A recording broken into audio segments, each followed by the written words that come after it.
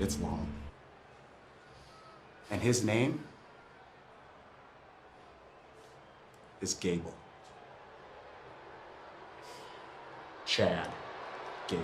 What's going on, YouTube? It's Sensei, a place to be chill. I'm Mr. Andy. Back to give you guys another Smackdown review from October 23rd, 2020. First off, I gotta just show y'all this hat right here. This is my team, the Giants, and God, we're terrible. Daniel Jones, what happened? I'm sorry. Everybody's talking about the 80-yard trip. And how did this happen? From the 12, Jones keeps, gets a block, takes off, and he is gone. Trying to stay upright, and he trips. But you guys didn't come here for that. Let's get to a SmackDown review. So SmackDown starts off with the return of DB. Daniel Bryan is back here on SmackDown. And just to think, last year, end of 2019, he had his haircut back to the old Daniel Bryan. And it's already grown back mostly. So, you see Daniel Bryan back to his old look. So Daniel Bryan's out there on the Kevin Owens show. And Kevin Owens brings the idea to Daniel Bryan that we should start a tag team. I mean, we could be like Team Hell KO. He said, well, you're going to be Kane. He said, well, I'm not Kane because you're I get what happened there. So he said, but I think we can be better than Team Hell No. And then all of a sudden, Dolph Ziggler and Byron come out there and say, how you have a show and invite us when you got the two most exciting SmackDown superstars and the best tag team on there. Of course, for saying that, ignites the Street Profits to come out and talk about fam that say, look, we here on SmackDown, we appreciate what you did last week, and we want the smoke. And then Nakamura and Cesaro come out, and of course, they're talking about some you stole our tag team titles and blah, blah, blah, blah, blah, blah. So, you know what that means? 8-man tag team match, player. So we start off with, and then Bryan tells Kevin Owens as he's in the ring with the Street Profits, why don't you put that tag team thing to good use? And they start brawling. As we come back from commercial break, it's an 8-man tag team match of Daniel Bryan, Kevin Owens, and the Street Profits taking on Rugler and Cesaro and Nakamura. So I mean, it's a pretty way to get all these guys on TV. Decent match. I mean, nothing really too special. Much about it. Daniel Bryan is in there getting all his moves and getting the front drop into Cesaro, but he goes for the backflip, but sells like he hurt his knee. So Daniel Bryan's taking the heat in that. Cesaro capitalizes on that, but Daniel Bryan does hit a front drop hit to buy himself some time. Tags in Angelo Dawkins for the hot tag. Of course, Angelo getting all his stuff in, the whole spinning stinger splash, which I think is his best move that he got. I would like that even since he was in NXT. The Bulldog and whatnot, and then they start breaking down. Daniel Bryan gives a running to Nakamura on the outside. Kevin Owens hits a stunner on Robert Roode, who falls inside the ring, and then he gets taken out by Dolph Ziggler, I believe, and then Angel Dawkins takes out Ziggler, and then he gives a sky high to Cesaro. Then Montez Ford hits a beautiful high. God, that man's freakishly talented. Frog splash, and pick up the win. So the faces get the win here in the opening of SmackDown. I thought it was a decent opener. Nothing really too special, but other than that, you're going to throw these guys in there with each other back to back to back to back. So I mean, I thought it was a pretty solid tag team match to open up SmackDown. Then we're getting to Law and Otis, which is the court of Miz and Otis. So JBL is the judge, where Ron Simmons is the plaintiff. So APA is in the building, so I kind of like that, stuff like that, but I didn't get the chance to see the first part. We come back, Bianca Belair taking on Selena Vega. So Bianca Belair is out there, got her blue on, got the SmackDown going on, nice, sexy attire.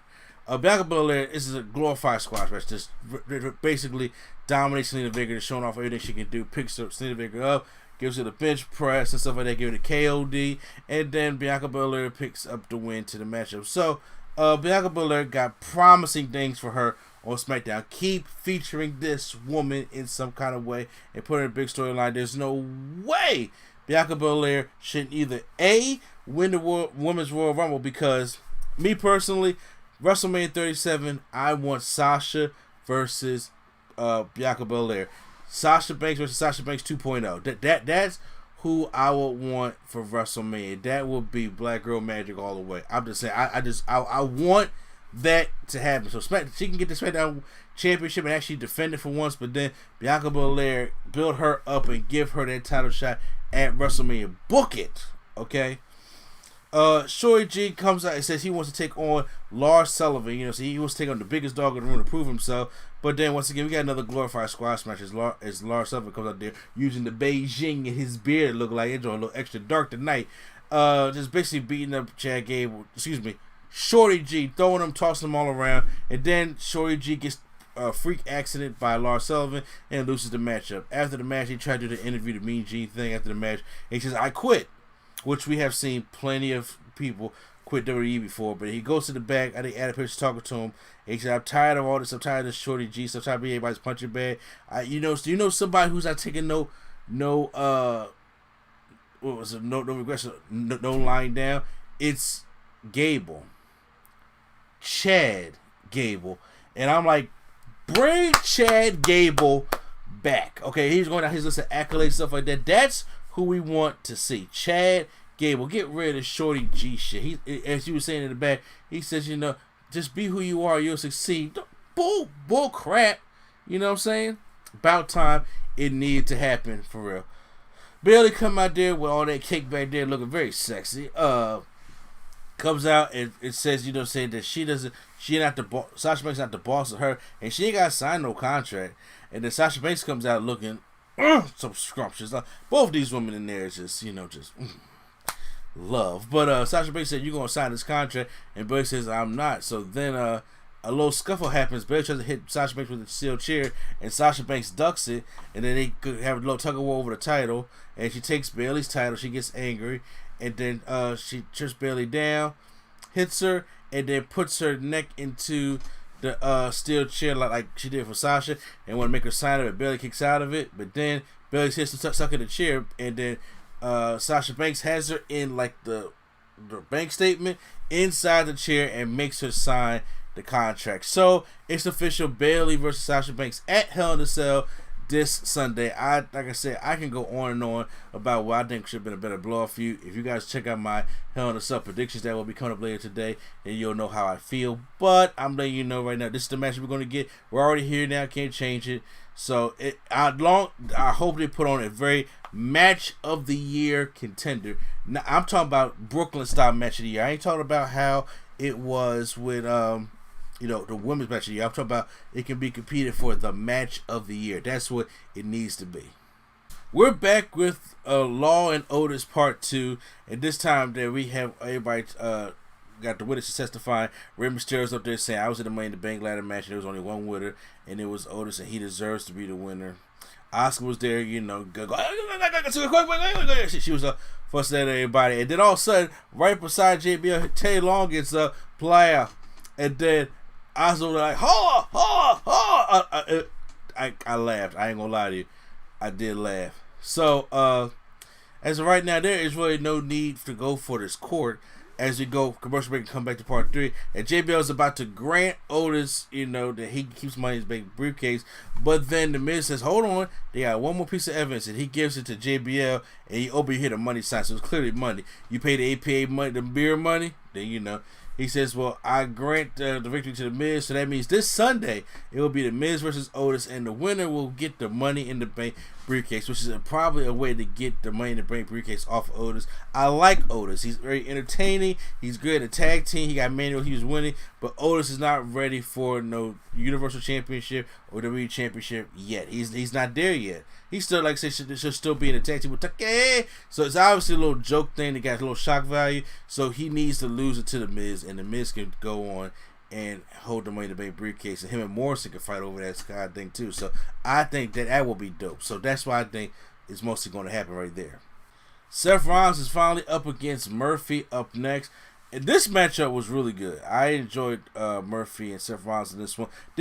Murphy, in my opinion, should have won, because once again, I don't know what the Seth Rollins story is going on. I don't know how long they're dragging it out. I don't know if when's Becky expected to be due, when she's supposed to have the baby, whatever the case may be. But I really think like it's already ran its course on Raw. Coming on SmackDown, I thought we was going to get something new, but obviously not. We're still doing this whole story. So Murphy should just, you know, beat up Seth Rollins, but he did.